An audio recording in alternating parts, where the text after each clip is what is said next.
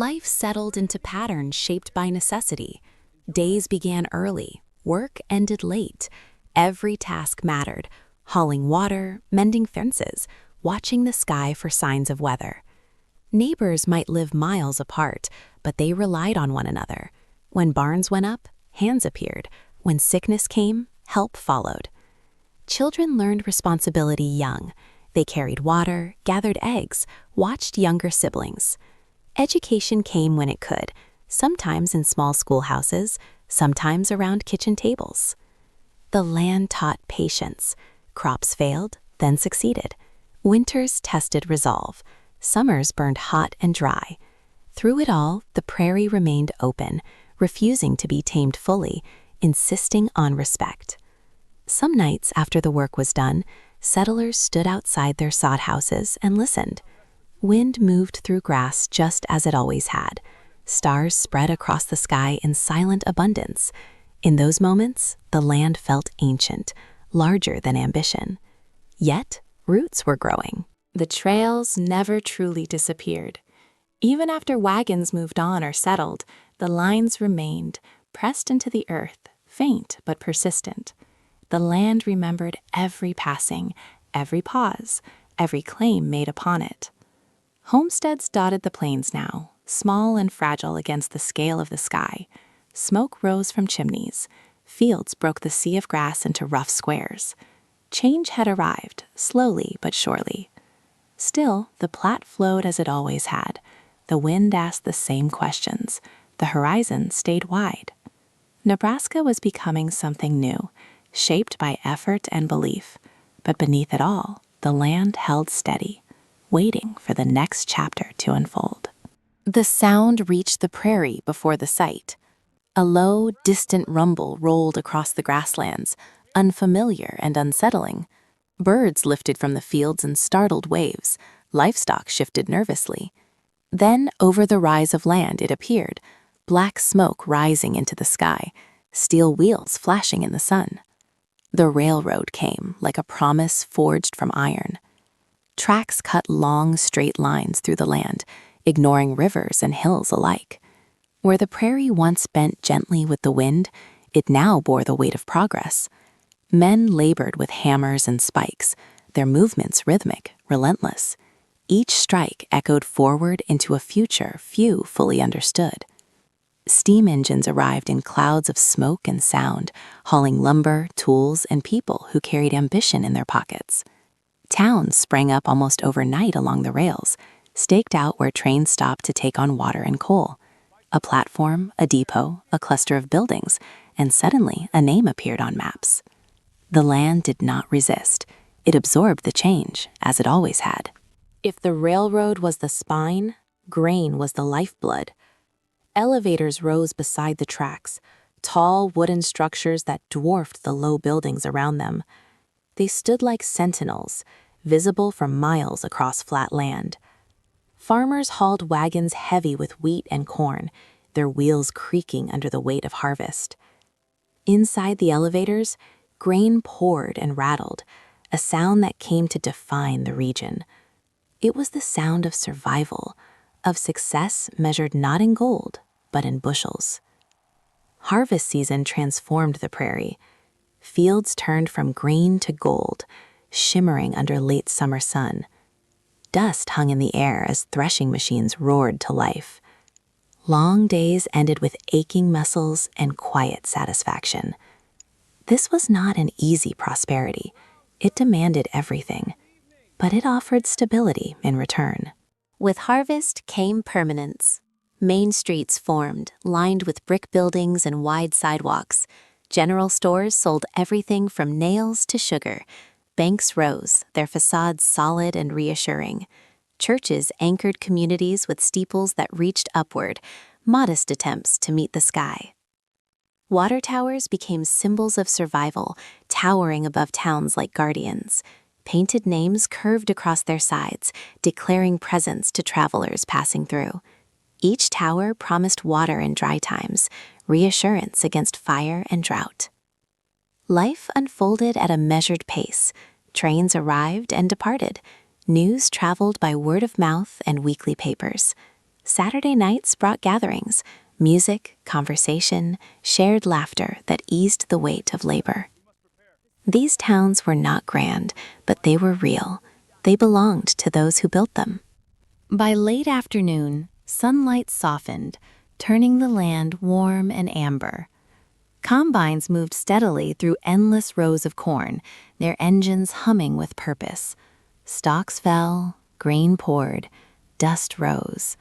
The air smelled of earth and ripeness, of work nearly complete.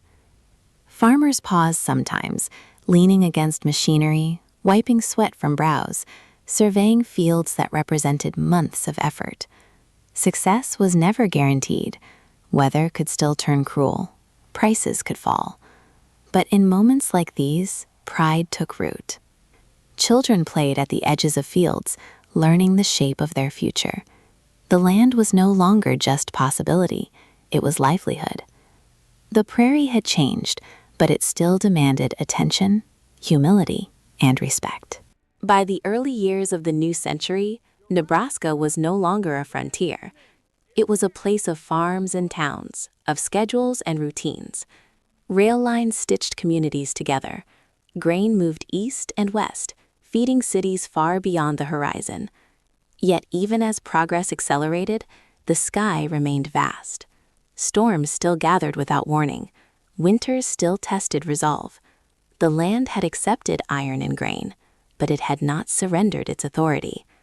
Nebraska stood balanced between past and future, rooted in soil, propelled by motion.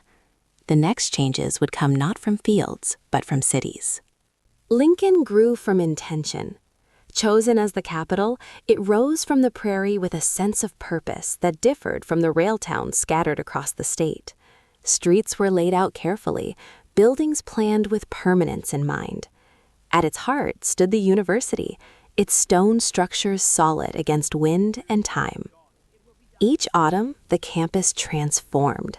Trees along walkways burned with color, reds, golds, deep oranges, leaves skittering across paths where students moved in clusters, books tucked under arms. Ideas traveled here as surely as trains carried grain.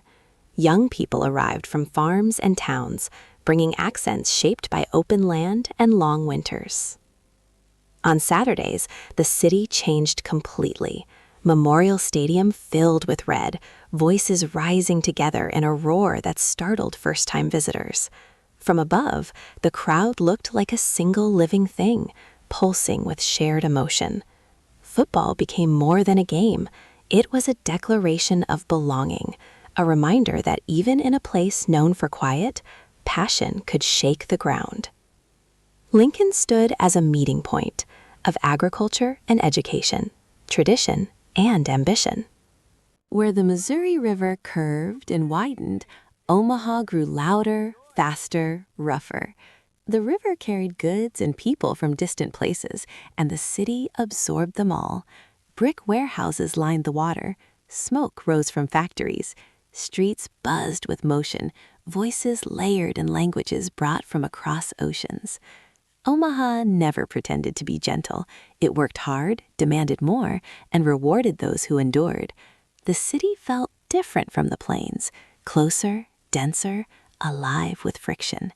At sunset, lights reflected off the Missouri, shimmering gold and white on dark water. The skyline rose behind them, a blend of old and new, of ambition built atop effort.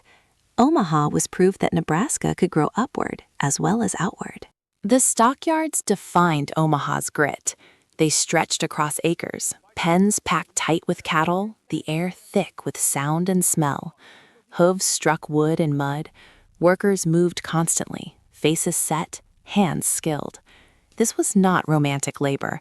It was necessary, relentless, and vital. Railcars waited nearby, doors open, ready to carry meat eastward to feed cities that would never see the animals alive. The stockyards pulsed with urgency. Time mattered. Efficiency mattered. For many families, this work meant survival. Immigrants found opportunity here, even if it came at a cost. Their lives settled into routines shaped by whistles and shifts, by exhaustion and endurance. The prairie fed the stockyards. the stockyards fed the nation. When the workday ended, another Omaha emerged. On North 24th Street, music poured out of clubs and dance halls. Jazz spilled into the night, saxophones bending notes low and smooth, trumpets cutting sharp and bright.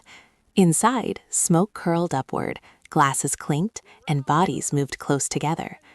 This was a Nebraska few outsiders expected. Creativity thrived here, carried by musicians who transformed hardship into sound. The rhythm pushed back against fatigue, against segregation, against limitation. The music traveled beyond the walls, echoing down streets, drifting into memory. It became part of the city's heartbeat, proof that culture could grow even in the hardest soil. By the 1920s, Nebraska balanced between field and factory, silence and sound. Cities grew, towns adapted, farms modernized. The railroad and river continued their work, carrying goods and people in constant motion. Yet even here, beneath electric lights and industrial noise, the sky still mattered. Storms rolled in from the west, towering and inevitable. The wind still pressed against buildings, reminding everyone that the land remained powerful. The children are scared. Nebraska was no longer young, but it was not finished. Change waited just beyond the horizon.